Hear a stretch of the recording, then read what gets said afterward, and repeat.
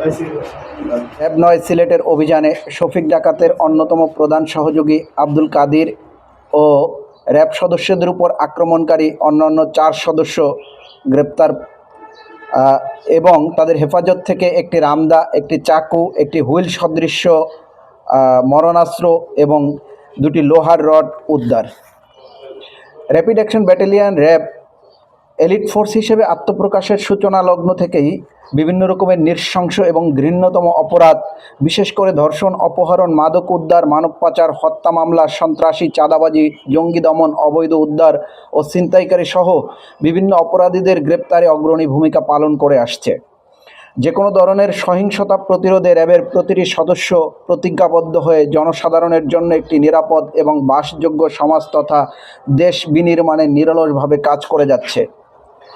আপনারা সকলেই অবগত আছেন, গতকাল র্যাব ৯ ব্রাহ্মণবাড়িয়া ক্যাম্পের গোয়েন্দা টিমের 4 জন সদস্য তথ্য সংগ্রহের উদ্দেশ্যে ব্রাহ্মণবাড়িয়া জেলার বাঞ্ছারামপুরের উদ্দেশ্যে রওনা করে নবীনগর হয়ে বাঞ্ছারামপুর যাওয়ার পথে নবীনগরের শীর্ষ সন্ত্রাসী কুখ্যাত ডাকাত শফিক, আব্দুল কাদির এবং আব্দুল হালিম ও তার সহযোগীরা তাদেরকে সংঘবদ্ধ এবং অতর্কিত আক্রমণ করে। উক্ত আক্রমণে 4 জন সদস্যের 3 জন গুরুতর আহত হয়। তাদের এই আক্রমণের সংবাদ পেয়ে অন্য গোয়েন্দা টিমের সদস্যরা সেখানে স্থানীয়দের সহযোগিতায় তাদেরকে উদ্ধার করতে সক্ষম হয়। পরবর্তীতে নবীনগর স্বাস্থ্য কমপ্লেক্সে তাদেরকে নিয়ে যাওয়া হয়।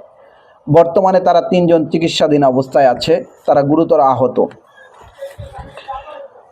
উক্ত ঘটনার পরপরই র্যাব ৯ একটি বড় রকমের ম্যাসিভ পরিকল্পনা করে অপরাধীদের শনাক্ত করার জন্য এবং তাদের গ্রেপ্তারের জন্য, যার ধারাবাহিকতায় গতকাল সারা রাত থেকে আজকে সকাল পর্যন্ত এই অভিযান অব্যাহত ছিল এবং এই অভিযানের মাধ্যমে শফিক ডাকাতের অন্যতম প্রধান সহযোগী এবং র্যাব সদস্যদের উপর আক্রমণকারী এবং র্যাব সদস্যদের উপর আক্রমণের অন্যতম প্রধান সংগঠক আব্দুল কাদিরকে গ্রেপ্তার করতে সক্ষম হয়।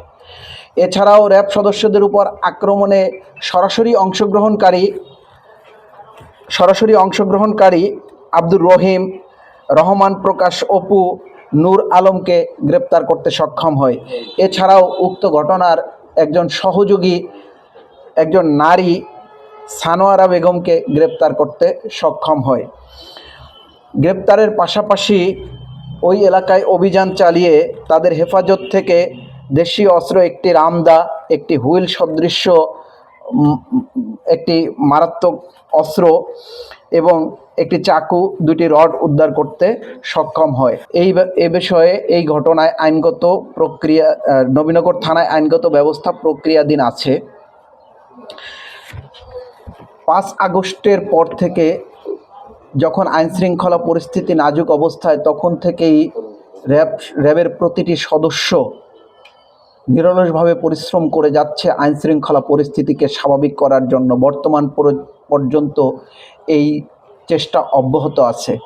এমতো অবস্থায় র্যাবের সদস্যদের উপরে আক্রমণ নিঃসন্দেহে রাষ্ট্রের নাগরিকের নিরাপত্তার উপরে আক্রমণের শামিল। তাদের নিরাপত্তা ঝুঁকি বেড়ে যাচ্ছে।